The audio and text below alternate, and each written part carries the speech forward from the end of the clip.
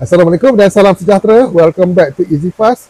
Terima kasih kepada yang telah menekan tombol subscribe dan juga tombol loceng. Yang belum, jumpa nak menekan subscribe dan juga tombol loceng untuk notifikasi awal video-video terbaru daripada channel ni. Okey, pada video kali ini sangat menarik kerana ini berkenaan dengan tuntutan pengeluaran akaun 1. Okey, dah lama isu tentang KWSP akaun 1 ni tidak admin naikkan dalam channel ni.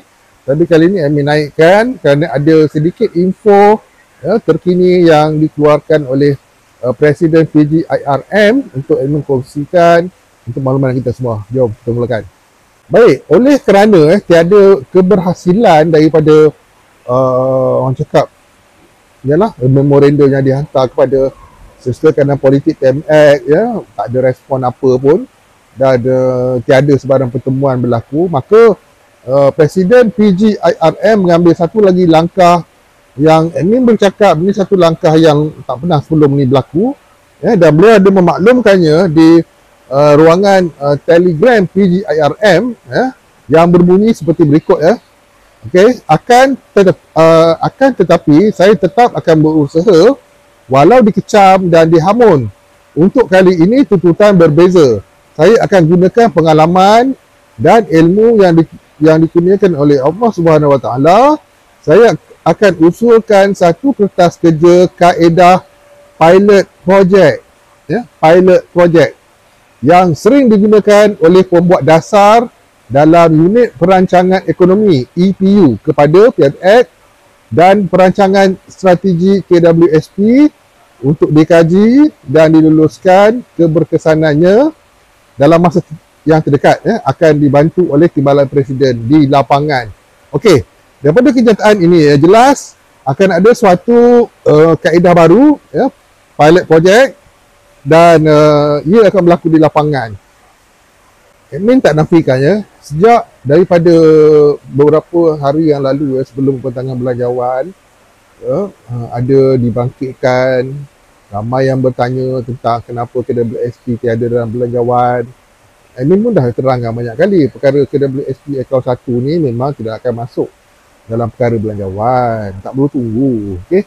Dan tentang kunjungan hormat yang tak berlaku tu, itu memang admin pun sendiri pernah buat video, jelas admin bagi tahu, ia seolah-olah disidai oleh Setiausaha Kanan Politik kepada PMX ni, dan tiada pun berlaku sebarang kunjungan hormat, pertemuan dan perbincangan sebelum pembentangan belanjawan, tak ada.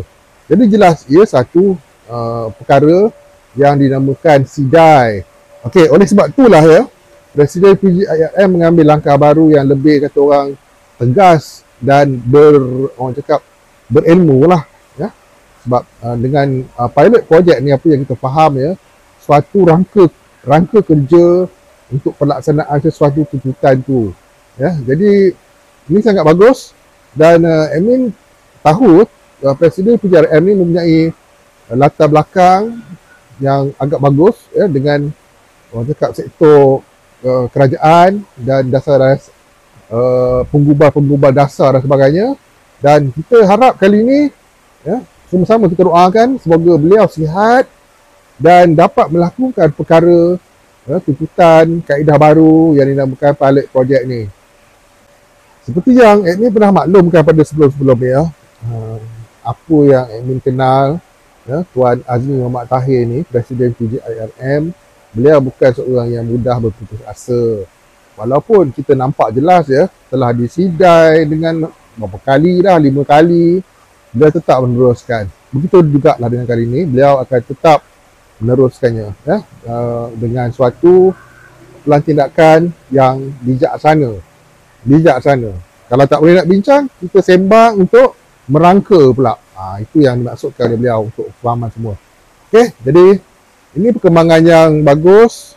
Tuntutan ni diteruskan, dan kelulusan tak mestinya nak kena tunggu dalam bajet, sebab dia tak ada kena-mengena pun dengan bajet tahun berapa sekalipun. Dan kita doalah sama-sama agar semua urusan tuntutan KWSP bersasar ni dipermudahkan, dan menemui suatu jalan untuk kelulusannya kelak. Baik, sekian untuk anda kali ini.